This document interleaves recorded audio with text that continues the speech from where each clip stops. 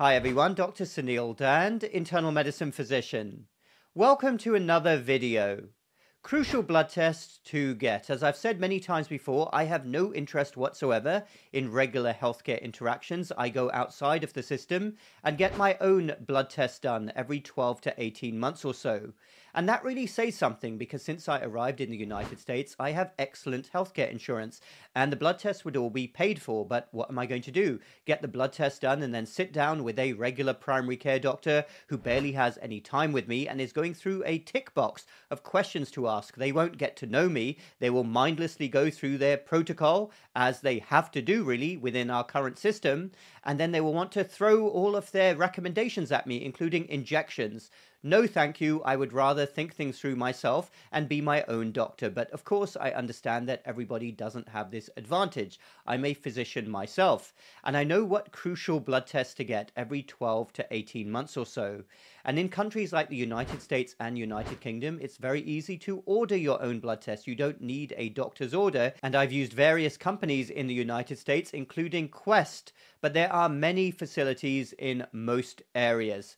And I get blood tests done every 12 to 18 months or so. Of course, everybody is different, but here are the blood tests that I routinely get, and I wanted to share these with you in this video. Number one, the complete blood count, or CBC. I believe they still call it FBC in the United Kingdom.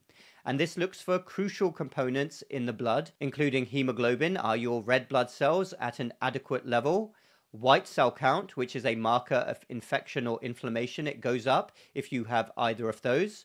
And also platelets, which are a crucial component of the blood involved in clotting. Number two, a CMP, a complete metabolic panel. This is different from a BMP, which is more basic and will only tell you the kidney function and the electrolytes, including sodium and potassium. But a complete metabolic panel also includes liver function tests. Very important to regularly get those checked. Also included in that are your protein levels and your calcium levels. Number three, HbA1c, or glycosylated hemoglobin. This is a test for insulin resistance, prediabetes, and diabetes, and it gauges blood sugar levels over a 3-month period. Number four, a fasting insulin level. Not many doctors will tell you this, but fasting insulin levels are just as, if not more important than glucose levels. So a fasting glucose level will be on your CMP blood test. By the way, these blood tests should be done first thing in the morning. Fasting, hopefully you already know that.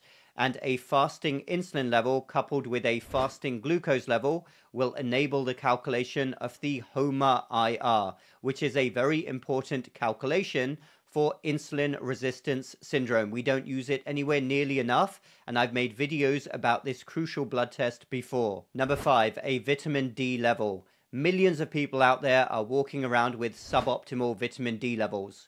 We all know that vitamin D is important for strong bones, but it is also extremely important for good metabolic and immune health. So a good idea to check a vitamin D, OHD level regularly, particularly if you live in the northern hemisphere. Number six, an iron level. I'm a big fan of checking iron levels because many people out there, especially females, are iron deficient. They have iron deficiency anemia. Number seven, CRP levels, C-reactive protein. I've made videos about this before, but this is an excellent test. It's underutilized for detecting generalized inflammation within the body. There are specific forms of CRP, but a general C-reactive test is usually a good one to get to basically screen for underlying inflammation. People who have inflammatory disorders or an infection particularly will have elevated CRP. Number eight, a lipid panel, also known as a cholesterol blood test.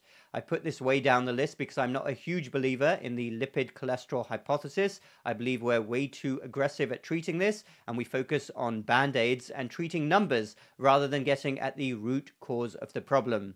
But nevertheless, it's still a good test to get. It should be fasting ideally, and the blood test will enable us to see what the total cholesterol is, the triglycerides, the LDL, low density, quote unquote, bad cholesterol, and HDL, the high density, good cholesterol. All of those will show up on this blood test. Number 9, thyroid function. Your thyroid gland is involved in a multitude of different bodily processes. And if your thyroid isn't working properly, that can manifest in a number of different ways. Starting off typically with a TSH blood test. That's the initial test for thyroid function, thyroid stimulating hormone. And if that is abnormal, then we do more tests, including T3 and T4 levels. Number 10, two other very important electrolytes to get are magnesium and phosphorus.